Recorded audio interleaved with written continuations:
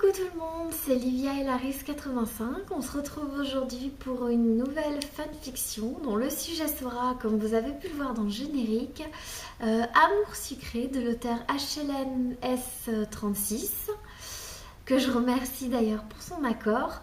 Je vous prie de m'excuser à l'avance si j'oublie certains petits détails, j'ai essayé de faire ça au mieux. Mais c'est vrai que malgré le fait que je suive cette fiction depuis quasiment le début, il se peut que j'ai peut-être oublié certains éléments. J'ai vraiment essayé de la faire au plus juste. Donc je vous prie de m'excuser par avance s'il y a des oublis et s'il y a des éléments que j'ai peut-être pas forcément cités. Donc on va commencer par le résumé. C'est l'histoire de May, une jeune adolescente de 16 ans, qui est confiée à sa tante par ses parents qui ont décidé d'entreprendre un tour du monde. Donc, comme elle est confiée à sa tante, ça va occasionner un changement de vie qui va l'obliger à déménager pour une nouvelle ville, pour un nouveau lycée, mais pas seulement, puisque elle va découvrir au fil des épisodes qu'elle est loin d'être une lycéenne comme toutes les autres. Elle est en fait la réincarnation d'une souveraine qui s'appelle Rhea, qui dirigeait un royaume qui s'appelait Pangée, mais qui, suite à la jalousie d'une sœur, si je ne me trompe pas, oui c'est ça, d'une sœur, va être détruit, puisque cette jalousie va entraîner une guerre terrible qui, hélas, sera aussi la fin d'un peuple et donc la fin du royaume. Désormais, May, découvrant cela, va se dire qu'elle a une mission à accomplir, une tâche très très importante, qui sera de faire renaître ce royaume et de ramener en fait la paix sur Terre, puisque ce royaume amenait la paix sur Terre. Ça ne se fera pas sans difficulté, mais elle pourra compter sur l'aide donc de ses amis et de l'amour de sa vie, qui est Lysandre, dont je vous parlerai un peu plus tard dans cette vidéo. Je vais vous présenter maintenant donc les différents protagonistes de cette série, en commençant donc par les filles et par l'héroïne principale, forcément. Donc l'héroïne principale, comme je vous le disais, c'est May, qui est une jeune fille, donc au départ comme toutes les autres, et qui verra sa vie bouleversée par le fait qu'elle découvrira être la réincarnation d'une souveraine qui dirigeait un royaume disparu. Partant de là, après s'être posé finalement pas mal de questions, elle va décider qu'il faut faire renaître ce royaume. Comme je vous le disais, ça ne se fera pas sans difficulté, mais donc elle pourra compter sur l'aide donc de ses amis et de Lysandre qui sera là pour elle. Le deuxième personnage qu'on découvre un petit peu plus tard dans la fiction, c'est celui de Célène. Célène est donc la fille de May et de Lysandre, qui sont les réincarnations, comme je vous le disais, donc de Rhea et Jadéine. J'espère que je prononce bien le nom. Si ce n'est pas le cas, je suis désolée. Donc Célène passera par des moments difficiles, par de la solitude principalement. Elle se sentira, comment dirais-je, mise de côté par ses parents, sa mère en particulier. Ce qui en fait la rendra assez dure avec elle. Elle sera assez dure avec elle, mais cette dureté cache en fait une certaine fragilité qui, dans les derniers épisodes et les événements qui se passent dans ces derniers épisodes, a un petit peu tendance à ressortir. Mais malgré tout, elle est comme sa maman, elle sait faire preuve d'une grande force au bon moment. Voilà. L'autre personnage donc est Rosalia. C'est une amie donc de May. Cette jeune fille est assez sensiblement la même qu'en fait dans le jeu. du moins au départ. Donc c'est une forte personnalité, avec une fibre artistique aussi, alors qui est, si je ne me trompe pas, assez prononcée pour la mode. Mais au fil des épisodes, elle va se détacher en fait du personnage qu'on connaît dans le jeu pour faire preuve de beaucoup de courage en rejoignant donc Mei et ses autres amis dans son combat pour faire revenir Pangée et ramener donc la paix sur Terre. Et malheureusement, pendant un temps, eh bien, elle disparaîtra au combat pour mieux revenir après. Et je pense que l'auteur a encore beaucoup de surprises à nous dévoiler sur ce personnage-là. L'autre personnage, qui est aussi donc tiré du jeu, en fait la plupart des personnages sont tirés du jeu Amour Sucré, c'est Violette. Violette est une artiste assez timide. Alors artiste dans le sens où elle est plutôt pour le dessin. Comme je vous le disais, elle est assez timide. Mais elle aussi, au fil des épisodes, va évoluer pour prendre son courage à deux mains, laisser de côté sa timidité et avoir elle aussi la force de rejoindre Mei dans son combat. Ce qui a été d'ailleurs pour moi assez étonnant. J'ai trouvé que c'était hyper intéressant justement de retirer à Violette, enfin du moins que Violette prenne sur elle de sa timidité pour rejoindre justement le combat de ses amis. Ensuite, on passe à Iris. Iris qui fait aussi partie du jeu, donc Amour Sucré. Iris donc est également artiste un peu à sa manière. Elle prendra aussi part au combat mené par Mei et gagnera en confiance en elle. Elle s'affirmera un peu plus en fait au fil des épisodes. Et je trouve que comme pour Violette, cette évolution est hyper intéressante. Ensuite, on passe donc à un personnage qui a été rajouté par l'auteur. Alors, j'espère que je ne me trompe pas et que c'est bien un des personnages qui fait partie de la fiction. C'est Céline Miyu, qui est la sœur de Mei, qu'on découvre donc au fil des épisodes. Alors, au départ... elle paraît assez gentille, mais finalement, elle n'est pas si gentille que ça. Et on découvrira qu'elle est la réincarnation donc, de la sœur de Mei, Réa. Enfin, Mei qui est Réa, pardon. Et qui est à l'origine, en fait, de la guerre qui a fait disparaître le royaume de Pangée. Et qui cherchera en fait à empêcher Mei de faire revenir ce royaume par tous les moyens, et croyez-moi, ils sont pas super. Ensuite, on passe donc à Lysandre. Lysandre est la réincarnation, donc comme je vous le disais, du souverain de Pangée, donc Gédéite. J'espère que je me trompe pas là encore sur la manière de le prononcer. Il est donc l'âme sœur de Mei qui est Réa. Donc il est assez sensible artistiquement là aussi, mais plus côté musicalement parlant. Il vivra aussi de multiples épreuves, dont une séparation avec Mei par un chantage d'une tierce personne, pas forcément très très gentille, mais c'est quelqu'un qui est, même au-delà du fait qu'il y ait eu la séparation, qui est quelqu'un d'assez fort, qui sera quand même toujours un soutien pour Mei.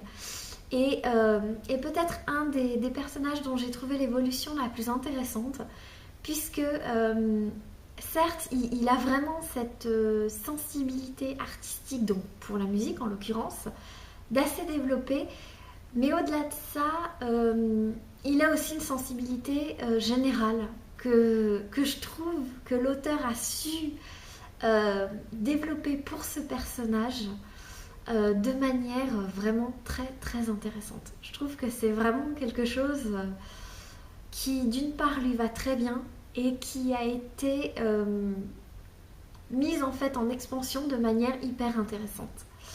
Nous avons ensuite donc l'acolyte de Lysandre, son ami, Cassiel, qui est donc, comme chacun le sait, enfin pour ceux qui connaissent, le rebelle du lycée, celui qui est pas toujours facile à approcher, enfin bref, mais qui est donc, comme je vous le disais, le grand ami de Lysandre, qui au fil des épisodes donc finira par être, je crois, le premier, si je ne m'abuse, à charmer May avant qu'elle ne se rappelle avoir été la réincarnation donc, de Rhea.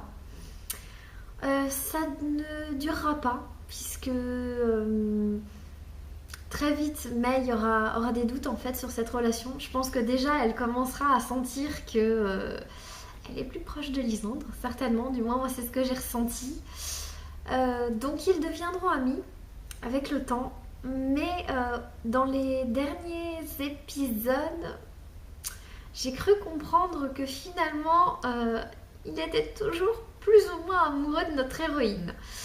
Donc à voir dans les prochains épisodes, je pense que ce sera là aussi quelque chose d'intéressant. On a ensuite donc Quentin qui est donc le camarade de toujours, qui au départ était amoureux de notre héroïne, mais il me semble qu'il ne s'est jamais rien passé entre eux, et qui finira donc par se rapprocher d'Ambre et aussi à rejoindre May dans son combat. Donc justement, on va parler d'Ambre, qui est donc, pour ceux qui connaissent toujours le jeu, la sœur de Nathaniel. Au départ, Ambre, ce sera un petit peu la peste du lycée. Enfin, la fille pas forcément très sympa, vraiment comme dans le jeu, quoi. Mais petit à petit, elle sera une alliée assez inattendue pour May, puisqu'elle s'apercevra que sa sœur, Miyu, a quelque chose d'assez noir. En fait, elle découvrira vite que c'est pas quelqu'un de très très sympa, et qu'au contraire, elle cherche plutôt à, donc comme je vous le disais, à empêcher cette dernière de réussir à faire revenir le royaume de Pangée. On va passer ensuite donc à Nathaniel. Donc comme je vous le disais, il est le frère d'Ambre, il est aussi le délégué principal du lycée. Il succombera lui aussi au charme de notre héroïne, et elle aussi forcément. Mais là aussi, ils finiront par s'apercevoir que finalement, ils sont plus des amis qu'autre chose, et il la rejoindra également dans son combat pour essayer de faire revenir le royaume de Pangée. On a aussi, donc là ça va être le dernier personnage, qui est celui de Dimitri. Dimitri est celui qui guidera en fait notre héroïne une fois qu'elle découvrira qui elle est. C'est lui qui lui donnera les moyens de combattre en fait tous les obstacles et tous les ennemis sur son chemin, elle et ses amis, et qui la poussera à mener donc le combat pour faire revenir la paix et donc le royaume de Pangée, et il la guidera donc tout le long de son parcours, et même après, il sera toujours là pour la conseiller et aussi un petit peu pour veiller sur elle d'une certaine manière. C'est un petit peu le conseiller et le protecteur donc, de notre héroïne. Donc les points faibles, maintenant je vais vous en parler. Eh bien écoutez, sincèrement, j'ai réellement cherché, mais j'en ai absolument pas trouvé du tout. Pourtant j'ai vraiment essayé de chercher le petit détail, le petit truc, mais j'ai beau faire, Scénaristiquement parlant, pour moi au contraire, il y a plus de points forts que de points faibles. Il n'y a même pas du tout de points faibles. Il n'y a que des points forts pour moi. Le premier, c'est un scénario vraiment bien mené. L'auteur doit d'ailleurs très certainement passer des heures et des heures, si ce n'est des jours, à se creuser la tête, à travailler sur ces épisodes. Et ça se ressent vraiment dans ces vidéos parce que à chaque fois, c'est toujours super bien mené. Je veux dire, tout est logique, tout est... tout paraît... c'est un peu comme un puzzle, toutes les pièces s'emboîtent parfaitement et ça donne vraiment un scénario super. L'autre point fort, c'est des personnages à l'évolution constante. C'est-à-dire qu'au départ, donc, comme je vous le disais, les personnages sont comme dans le jeu. Mais au fil des épisodes et assez rapidement en fait pour moi, chacun évolue, chacun a son propre caractère, sa propre personnalité, ce qui les rend hyper intéressants et plein vraiment de fraîcheur.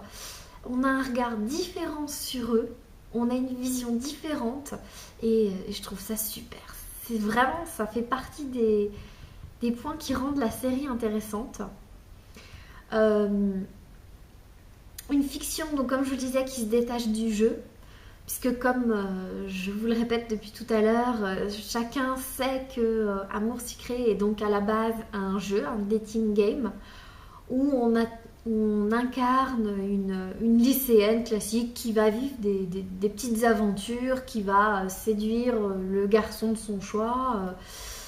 Voilà, un petit peu. Mais là où cette fiction est intéressante, c'est que petit à petit, on sort justement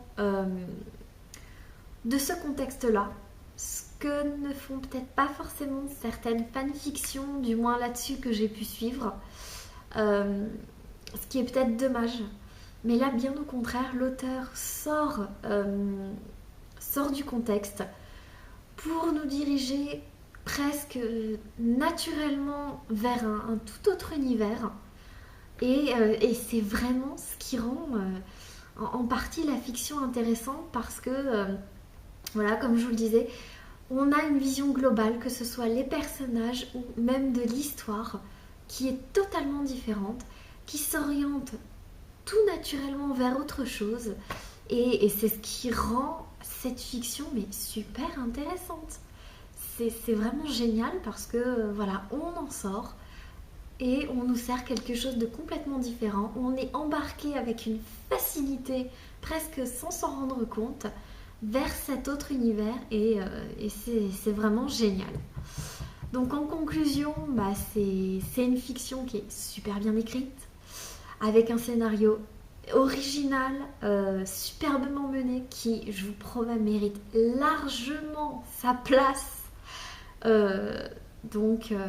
Parmi les séries sur cette fiction, enfin sur Amour Sucré à suivre, si vous la connaissez pas encore, courez, précipitez-vous dessus pour aller la voir, puisque pour moi dans la catégorie fanfiction, c'est le coup de cœur, vraiment numéro 1 sur toutes celles que j'ai pu suivre et j'en ai suivi pas mal, mais c'est vraiment mon coup de cœur numéro 1 parce que c'est vraiment moi j'ai pas trouvé de point faible ou de quoi que ce soit qui me dérange et en plus c'est plein de fraîcheur, donc vraiment si vous avez la possibilité, courez aller la voir et n'hésitez vraiment pas à vous abonner puisque c'est génial. Cette critique s'arrête ici. Je vous fais plein de gros bisous. N'hésitez pas à mettre dans les commentaires ce que vous en avez pensé. N'hésitez pas à aller voir ma vidéo sur l'annonce de mon FAQ et à me laisser toutes les questions que vous voudrez. J'y répondrai avec plaisir. En attendant, je vous fais plein de gros bisous et je vous dis à très vite pour une nouvelle critique scénaristique. Bye bye!